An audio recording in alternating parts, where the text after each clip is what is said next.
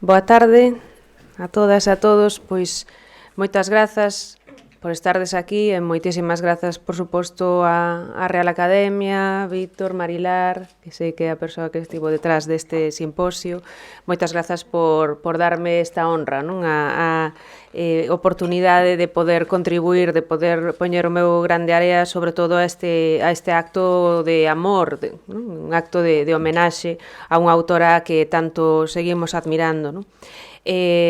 Moi sentidas e moi significativas as palabras de Víctor Freixanes do comezo.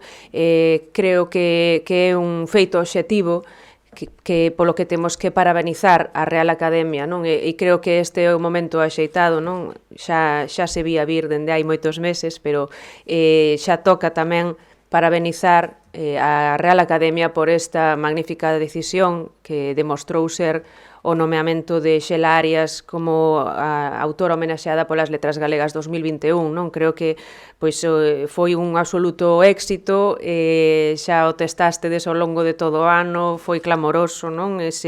Todo ese calado social que tivo a figura de Xela Arias na cidadanía, un gran éxito social a todos os niveis, no ensino a repercusión foi fabulosa, non? Así que demostrouse, como digo, que foi unha decisión máis que acertada e magnífica, excelente, non? E é unha honra facer parte deste simposio de conclusión dese ano de tanto éxito, polo tanto, das Letras Galegas e da decisión da Real Academia. Penso que parte, de feito, desa repercusión e desa inmellorable acollida que tivo a decisión e a figura de Xela Arias estivo non só nunha obra magnífica, nunha obra literaria, dende logo, excelente, non só nesa bibliografía, senón máis alá dela, pois, digamos que en toda a figura que realmente foi Xela Arias. E iso entronca precisamente coa mesa que estamos presentando, porque estamos falando, vámonos centrar nesta mesa un pouquiño máis, non tanto quizáis nas obras puramente literarias que ela deu ao prelo, que ao final pois foron esas 4, non? Senón pois na súa vida e no seu compromiso, pero penso que, vaya redundancia, ese aspecto tan importante que ides tratar hoxe nesta mesa foi responsable tamén desa penetración tan grande que tivo na cidadanía, xa que, bueno, pois, penso que sobre todo máis aínda nas literaturas pequenas por normalizar, aínda máis que as figuras literarias contribúen á construción dunha cultura, dunha identidade cultural non só estritamente coas súas obras literarias, senón tamén con toda esa parte, non? Con esas outras facetas, pois con todos eses valores que transmiten, e creo que foi fermoso nos centros de ensino traballar con todos eses valores que transmitía a figura de Xela Arias, con todos eses significados que tamén nos deixou, non? Máis alá, xa digo, da súa obra literaria, máis alá doutras facetas tamén culturais como foron a de editora e a de traductora, máis alá diso, en todos os xestos da súa vida, de todos eles se poden extraer unha serie de valores que tamén contribúen a eso, non só a obra de Xela Arias, senón a figura, a intelectual que Xela Arias foi e a figura cultural que ela foi, non? Para falarnos dela, efectivamente, para falarnos desa figura, abordando ese aspecto biográfico e ese compromiso, temos a 3 persoas moi significativas na súa, pois precisamente na súa vida e no seu compromiso vital a moitos niveis. Por unha banda, unha muller que realizou os estudos universitarios a canda ela, a canda propia Xela Arias, estou a falar de Ana Iglesias, unha amiga e compañeira de tantos frontes, de tantos proxectos compartidos, de literatura, pero tamén de proxectos de corte cívico, como foi Marga Doval e o propio fillo, único fillo de Xela Arias e do matemático e fotógrafo Xulio Gil, Darío Gil. Entón, para ir presentando a cada unha destas persoas, podemos comezar por Ana Iglesias, se vos parece, despois irei presentando a cada unha das persoas antes de que nos ofrezan o seu relatorio. Ana, que naceu tamén en Vigo no 73, ela é filóloga, é doutora en filoloxía, ten licenciatura en grau en filoloxía hispánica e tamén en filoloxía galego-portuguesa pola Universidade de Santiago de Compostela, ademais premio extraordinario de licenciatura, premio extraordinario de doutoramento no curso 2001-2002, e ela orientouse sobre todo cara a investigación no campo da sociolingüística, ainda que tamén neste campo no da sociolingüística ten moitos traballos en revistas especializadas, medios de comunicación, pero tamén o fixo no campo da política lingüística familiar, e aí tamén interesou, se especializou na transmisión interxeracional en Galicia, non? Participou, de feito, na elaboración do Plan Xeral de Normalización da Lingua Galega da Xunta de Galicia, concretamente como membro da Comisión esa dedicada á educación, á familia e á mocidade. É autora dun libro que todas coñecemos moito, que saliu do prelo no ano 2002, que se chamaba Falar galego non veo por qué, e no ámbito laboral traballa como profesora do Departamento de Filoloxía Galega e Latina da Universidade de Vigo. Dende 2004 a 2012, ademais, compatibilizábao coa docencia na secundaria, pero xa dende o curso do 14-15 xa o fai a tempo completo no ámbito universitario, tanto nese campus de Vigo como no campus de Ourense, concretamente na Facultade de Educación e Traballo Social. Compaxina este traballo docente ca investigación e elaboración de libros de texto, en concreto os de Lingua e Literatura Galegas de Editorial Xerais teñen quedado nas súas mans, tanto do bacharelato como da ESO, e dende o curso 19-20 é a directora do grupo de traballo da BAU da materia de Lingua e Literatura Galega. Escoitamos, pois, a Ana Iglesias. Moitas grazas, boas tardes. Para min é unha honra estar aquí compartindo esta mesa para falar sobre Xela. Xa me adianto a parte do que quero contar, porque digo Xela así a secas, porque para min realmente nunca foi Xela Arias, era Xela sen máis. Vou intentar explicar a que me refiro cando digo isto, non? Grazas, Yolanda, pola túa presentación, pero realmente non estou aquí hoxe por ningunha das cousas que acaba de dicir Yolanda da miña trayectoria profesional, non? Realmente estou aquí simplemente hoxe porque tiven a sorte, e hoxe vivo realmente como un orgullo, tiven a sorte de coñecer a Xela, de compartir estudos, grazas a que ela estudou cando quiso e non cando estaba establecido, chegamos a establecer unha amizade, non? Entón, escollín para o título da miña intervención un dos versos do seu derradeiro libro, Intempériome: a temeridade sálvanos de sentir a cobardía.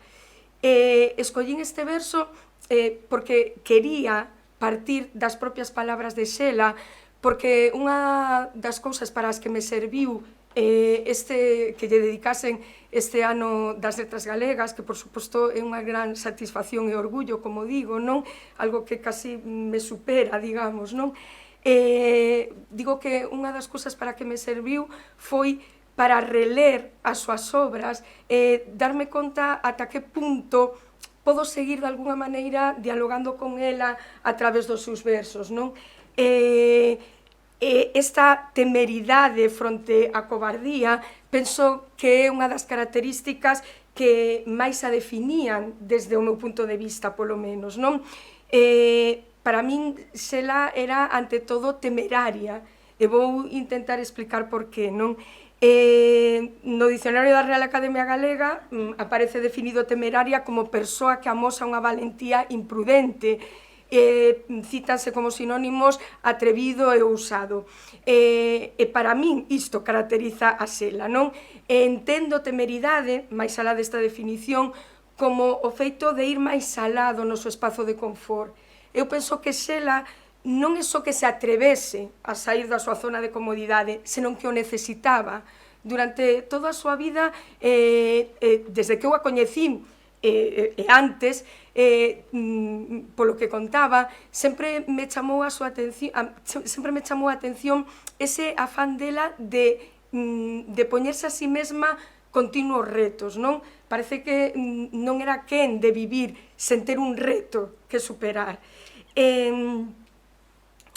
Entón, son consciente, ao mesmo tempo, cando escollín este verso, que o facelo e destacar o adxetivo temeraria como unha das principais características que escollo para definila, digo que son consciente de que de alguna maneira tamén estou invocando, digamos, ese prototipo de artista rebelde, non? Que refliten moi ben esas fotos da súa primeira xuventude, non? Con ese aire un pouco punk, roqueira, e realmente para min non é esa a imaxe que eu teño de Xela, non é a imaxe que teño nin o recordo que teño dela, porque eu coñecina con case 30 anos, uns 30 anos, ademais, que eu recordo xa con moita madurez, unha persoa asentada, moi centrada, si temeraria, porque a coñecín cando tomou a decisión de atreverse a compaxinar traballo, estudos, maternidade, a súa vida familiar, e todo isto sen abandonar nunca a súa actividade poética, tanto na creación como na participación en recitais, por exemplo, e tamén sempre todo isto acompañado da súa loita polas injustizas sociais, non? Que foi algo sempre presente nela. Entón digo que, ao mesmo tempo, para min ese estereotipo, non, de rebelde, un pouco de película, realmente queda bastante distanciado do meu recordo e da imaxe que tiña. Pero, en cambio, sí que permanece con moita forza, como digo, esa temeridade, non? Esa valentía imprudente.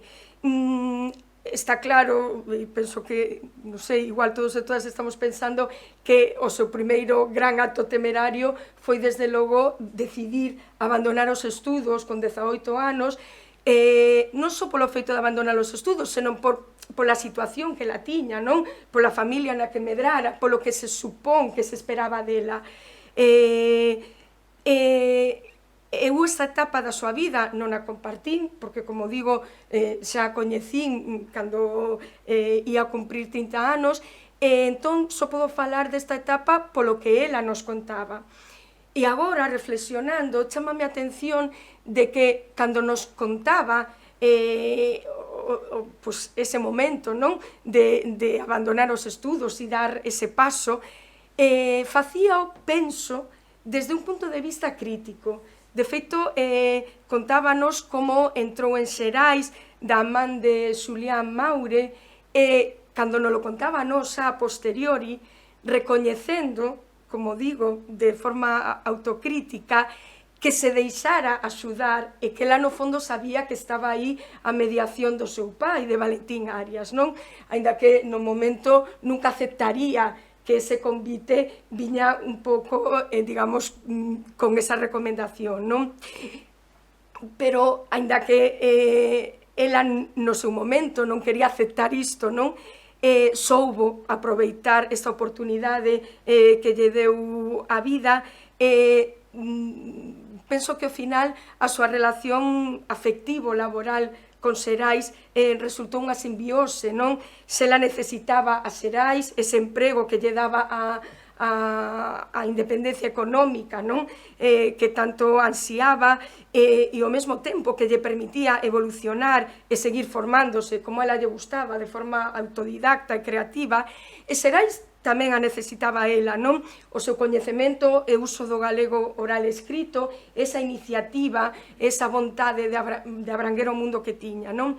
Entón digo que me chama hoxe moito a atención como nos contaba, como nos falaba desa etapa da súa vida, porque así como sí que nos contou isto, non? Esa maneira de entrar, non? Con todos os xogos que se deron aí de complicidade, de incluso algo de teatralidade, entendo, por parte do pai, non? Ocultando a súa intermediación. En cambio, nunca nos falou dos seus moitos logros en Xerais, non? Deses pasos cara adiante que foi dando na editorial. E hoxe sorpréndome, non? Cando leo, por exemplo, na biografía de Monse Pena, como ela, con ese carácter temerario, se atreve a escribir a un autor consagrado como Jorge Amado para solicitar os dereitos para traducir un dos seus contos. E sorpréndeme tamén cando a ves son esas fotografías que incluso na súa postura se notan os seus nervios, non? Cando presentaba, por exemplo, a colección de clásicos en galego para a xuventude, a colección Xabarín. Ela, que eu recorde, non poñía en valor ante nós eses logros, non? Calábaos. E, de feito, antes de encontrarnos con ela na universidade, antes de comezar a súa trayectoria universitaria, xa na editorial en Xerais pasara de secretaria a correctora de estilo e a editora de dúas coleccións, a colección Xerais Universitaria e a Biblioteca das Letras Galegas, non? E chegou tamén xa á universidade cos seus dous primeiros libros publicados, Denuncia do Equilibrio e Tigres como a cabalos. E aquí vexo claramente que o seu outro gran momento temerario, non? Desde o meu punto de vista, xa tiña un oco no panorama literario, tanto como poeta e tamén como traductora, un posto consolidado en Xerais, unha parella sentimental estable daquela, unha vida fácil desde fora, pero iso para ela non abondaba. En este momento decide afrontarse a un novo reto en un xiro vital, presentarse o exame de acceso á universidade que tivo que superar e comezar a estudar a carreira de filoloxía, non? E nas aulas entrou sendo Xela. Desde moi pronto fixemos grupo, ela, Clara, Mónica e eu. Para nós, en realidade, desde o principio sempre foi unha alumna especial, non? Unha alumna que chamaba a atención, pero ao principio únicamente pola diferenza de idade e todo o que iso implicaba. Como digo, esa madureza, esa experiencia vital que ela traía ás costas, que hoxe en día, cando comparo cos 30 anos actuais, prodúceseme aí un contraste, non? Creo que os 30 anos de Xela non son os 30 anos de calquera persoa nova actualmente, ou non polo menos da maioría, non? Entón digo que esa independencia que ela transmitía, non? O seu estilo de vida xa daquela época, pois contrastaba moito con oso e polo tanto chamábanos a atención. Pero tivo que ser un profesor o que desvelase o seu segredo, e que ela tiña xa un nome propio como poeta. E isto tamén é moi ilustrativo dunha das súas principais características desde o meu punto de vista, non? Ese desexo de independencia. Xela non só necesitaba, penso eu, estar sempre cun reto, senón que, ademais, necesitaba sentir que o superaba por si mesma, de maneira autónoma, sen tratos privilexiados, sen deberlle nada a ninguén, nin sequera o seu nome literario, non? O feito de que ela non pusese en valor o seu prestixio literario nunha carreira de lingua e literatura, penso que di moito tamén da súa personalidade, non? O contrario, intentaba ocultalo. E cando isto entronca tamén co que comentaba antes, non? Da súa entrada en Xerais, non? Ese afán de estar segura de que conseguía todo por méritos propios e, como digo, non vivir de réditos nin sequera do seu propio nome literario. Entón, cando nos descubrimos, xa por fin, que era Xela Arias, ela seguiu guardando para si esta outra faceta. Agora incluso me sorprende e ata me fago un pouco de autocrítica, non? De como non explotamos máis esa circunstancia, non? De ter esa relación íntima cunha poeta, non? Ahora casi me sorprendo dicindo como non a interrogamos máis, non? Como non amosamos máis curiosidade por esa outra faceta da súa vida. Pero tamén, ao mesmo tempo, comprendo que este descoñecemento, digamos, da poeta foi o que nos permitiu coñecela e querela sen caer na idealización do personaxe, non? E, polo tanto, crear unha amizade sinxela, natural, sen barreiras mistificadoras. Perdín a oportunidade, penso agora, de que unha poeta como ela me falase do seu proceso creativo, das claves da súa poesía, pero realmente penso que gañei a muller, a amiga, e que, sen dúbida, isto pagou a pena. As conversas desde moi pronto empezaron a ser longas conversas co coche e co teléfono como testemunhas, porque na ausencia do día a día moitas veces recorríamos a falar desde os teléfonos fixos das nosas respectivas casas, daquela non había móviles, e tamén sempre recordamos, tanto Clara como a Mónica como a eu mesma, o coche como o espazo ideal das nosas conversas, non? Con esa intimidade dun espazo pechado, non? Que cando chegábamos ao destino, fose cal fose, ali quedábamos aparcadas, alongando, estirando as conversas sobre calquera tipo de tema, e, como digo, moi poucas veces sobre poesía, non? E esta é outra das características que quero destacar tamén dela, a empatía. Ao principio, despois de que morrese, pensaba como se ela puido perder o tempo, digamos, non? Cos nosos problemas, grandes ou pequenos, pero que ela tiña esa capacidade de empatía e ningún problema era irrelevante para ela se iso nos producía desasosego. Tiña esa capacidade. Gústame moito agora unila coa palabra empatía, que daquela non estaba de moda como está agora, pero penso que define moi ben esa capacidade infinita que tiña de poñerse na pel dos demais, non? Sobre todo dos que sofren, non? Recordo tamén como lugar desas conversas, a parte do coche, o seu estudio no piso de Portanet, que compartía con Xulio e despois con Darío, claro, un cuarto que eu recordo pequeno, cuberto de libros do chan ata o teito, no que repasábamos as materias, creo que ao final falábamos máis da vida e dos problemas da actualidade, de calquera tipo, e algo sempre tamén para a sintaxe ou a literatura, non? E durante estes anos nos que compartimos con ela esta cotidianeidade, porque nos víamos todos os días nas aulas, nos 3 primeiros anos de carreira en Vigo, ela asistía a clase asiduamente, non o mellor todos os días, pero prácticamente. E durante estes anos, pois, deuse a circunstancia de que penso que viviu un dos momentos máis importantes da súa vida, non? Que foi a maternidade, e tivemos a sorte de compartir con ela ese proceso día tras día, non? E foi nai e converteu ademais en poesía esa voz da maternidade, as dúbidas, a incerteza, o medo, a responsabilidade ante as criaturas indefensas que parimos, non? Deu ao prelo outra obra innovadora, Darío a diario, na que penso que a propósito recorre a unha linguaxe máis sinxela, máis accesible que nas súas obras anteriores, ela era moi consciente disto, non? Nese desexo de compartir estes sentimentos e emocións como nai con outras moitas nais do mundo, non? Como digo, vivimos con ela nas aulas este proceso, pero unha vez máis non tanto a creación poética de Darío a diario, non?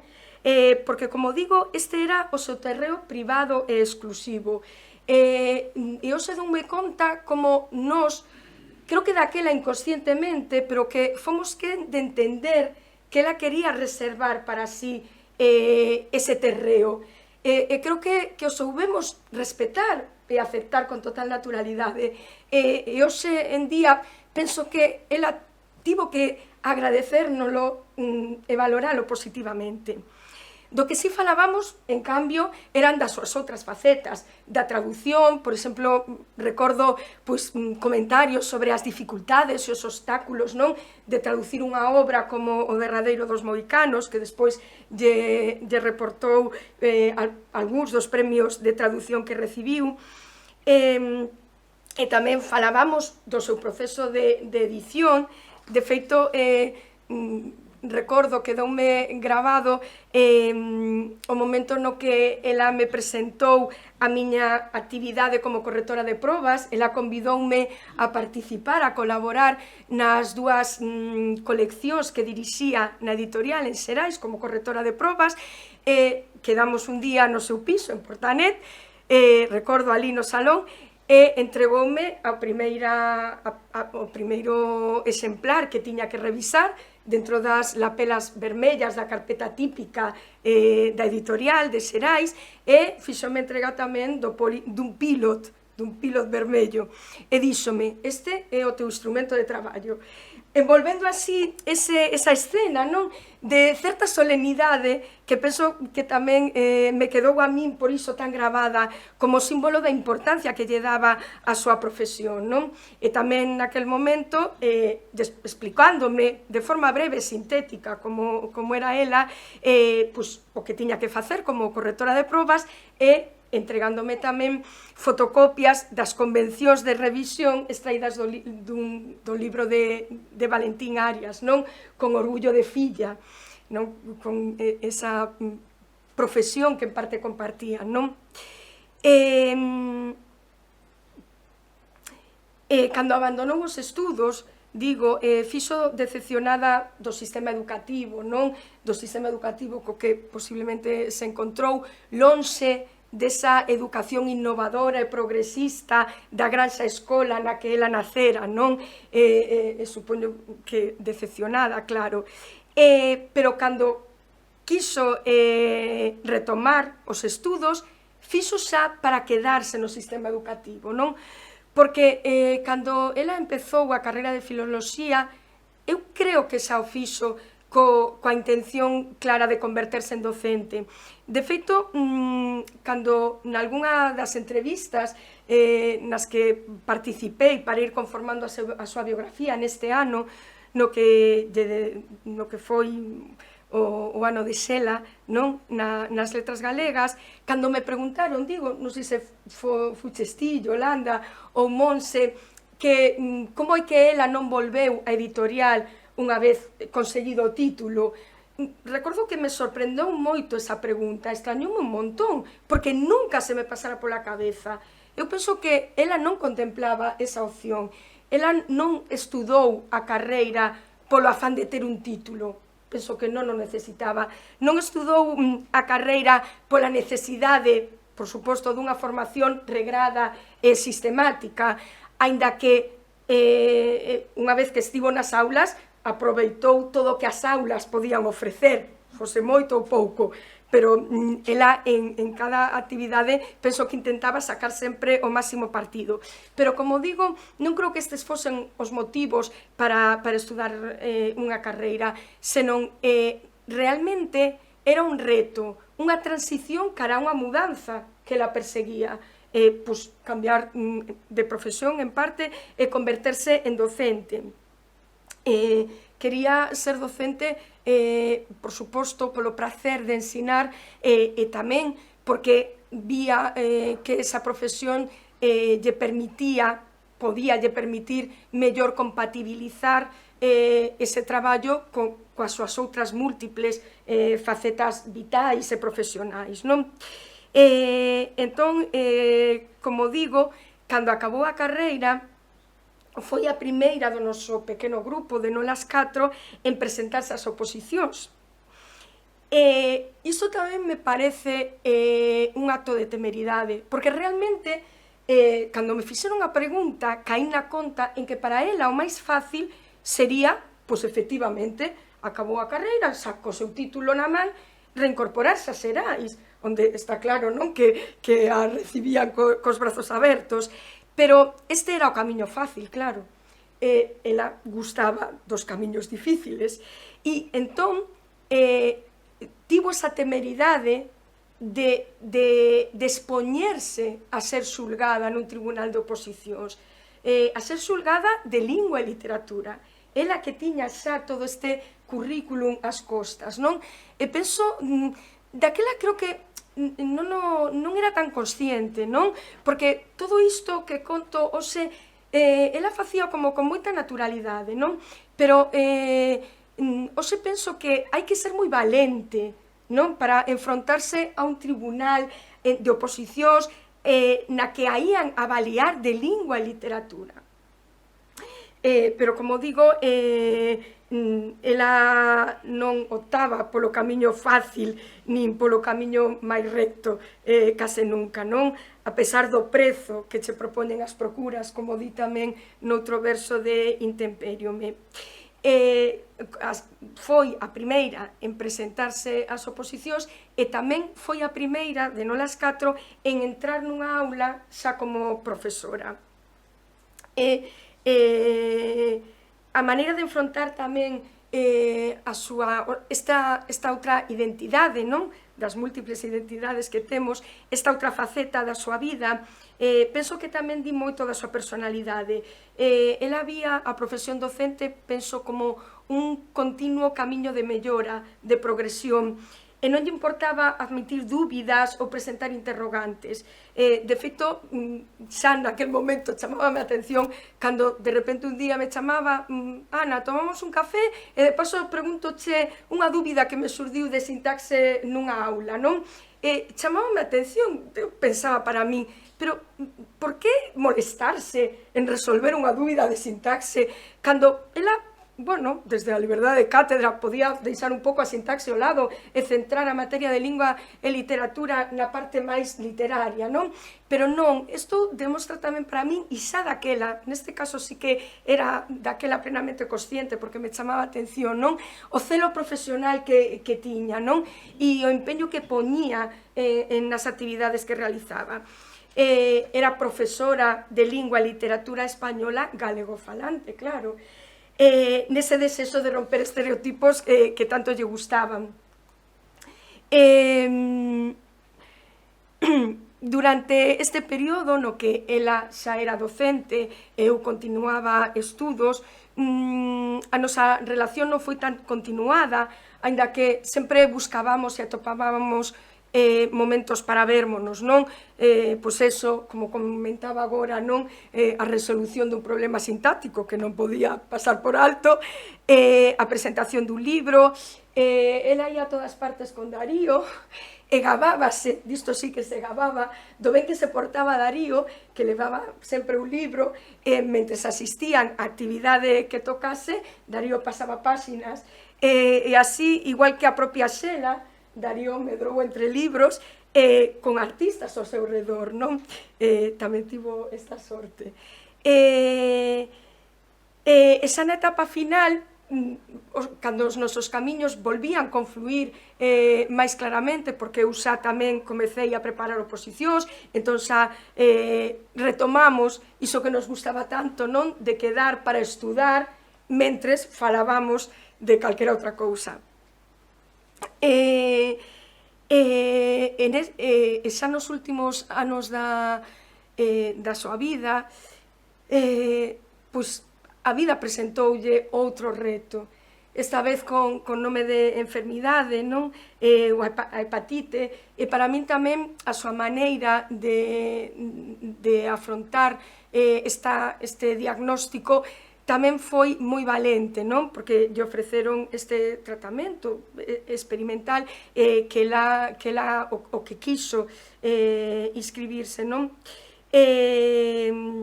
En esta época, non quero deixar de comentarlo tamén, porque me seguía chamando a atención esa vontade súa sempre de querer aprender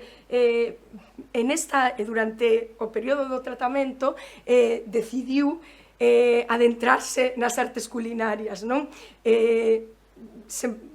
era hora de meterse na cociña, non? Penso que ese labor lle quedaba bastante a Xulio cando vivía con el,